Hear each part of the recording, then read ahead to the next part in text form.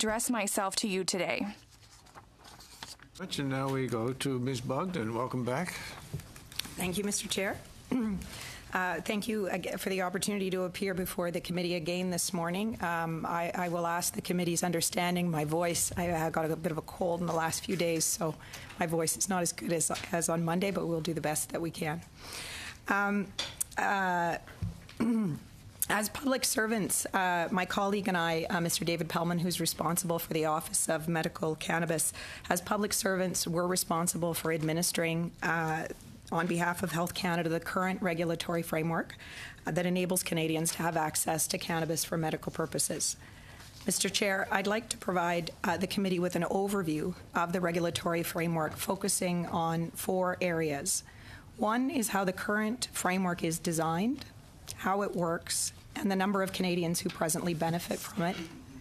2, I will outline the robust requirements and controls that apply to licensed production of cannabis and that are designed to protect public health and safety.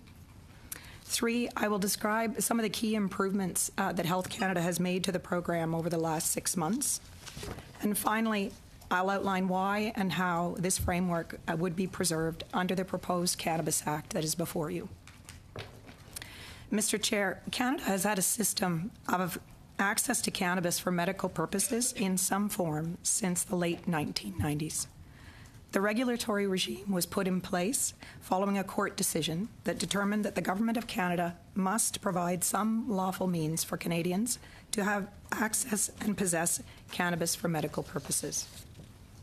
The framework has evolved considerably over time as the government has introduced improvements and has responded to a number of court challenges and decisions.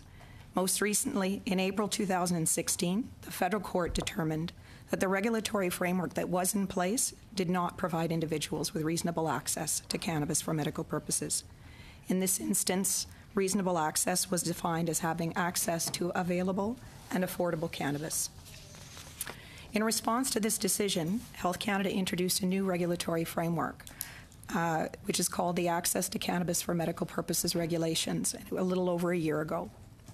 Under this new regime, Canadians who have the authorization of their healthcare practitioner can access cannabis in one of 3 ways: by purchasing quality-controlled cannabis from a federally licensed producer. Individuals register directly with the licensed producer, and the product is delivered securely to their home, either through the mail or by courier. Individuals also have the option to register with Health Canada to produce a limited amount of cannabis at home, or to designate someone to produce it for them. As I mentioned, Canadians must have the authorization of their healthcare practitioner in order to access cannabis for medical purposes. Health Canada believes that the decision to use cannabis for medical purposes is one that is best made by a healthcare practitioner and his or her patient. Health Canada provides information designed specifically for healthcare practitioners on its website. The department also works closely with provincial and territorial regulatory authorities, which in turn provide guidance to the healthcare practitioners in their jurisdiction. Healthcare practitioners are authorizing cannabis as a treatment for a wide range of symptoms associated with medical conditions, including nausea in patients undergoing chemotherapy, loss of appetite and weight loss associated with HIV/AIDS, and pain and spasticity associated with multiple sclerosis and arthritis. At this time, under the new regulations, there are more than 210,000 active authorizations for the use of cannabis for medical purposes. Of this number, 200,000 active registrations are with the federally licensed producers, and individuals purchase their product directly from them. 10,000 individuals are registered with Health Canada to produce a limited amount of cannabis at home, or to designate someone to do it for them. The number of client registrations with licensed producers is continuing to grow at a rate of approximately 9% a month since licensed production began in 2013. The number of healthcare practitioners that are authorizing the use of cannabis has also grown steadily. There are now 10,000 healthcare practitioners authorizing use, which has doubled since June 2015. Mr. Chair, I would now like to describe briefly the system of regulated production of cannabis in Canada. There are currently 58 producers that are licensed to produce cannabis for medical purposes. These producers are the only legal commercial source for regulated, quality-controlled cannabis for medical purposes in Canada. The regulatory framework sets out a series of strict requirements that must be met to protect the health and safety of Canadians and the integrity of the legal system. For example, licensed producers are required to use good production practices in their facilities, such as a sanitary program and having a dedicated person responsible for quality assurance.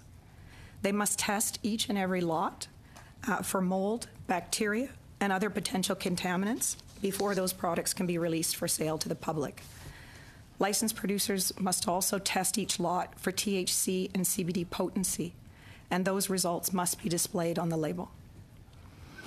In terms of preventing diversion to the illegal market and ensuring the integrity of the legal system, all license holders, directors of corporation, and all senior personnel in the facility must have a security clearance. This security and clearance involves a criminal record check as well as a law enforcement record check to identify any known associations or affiliations with organized crime. In addition, all facilities must have physical security and inventory control measures to prevent theft or diversion.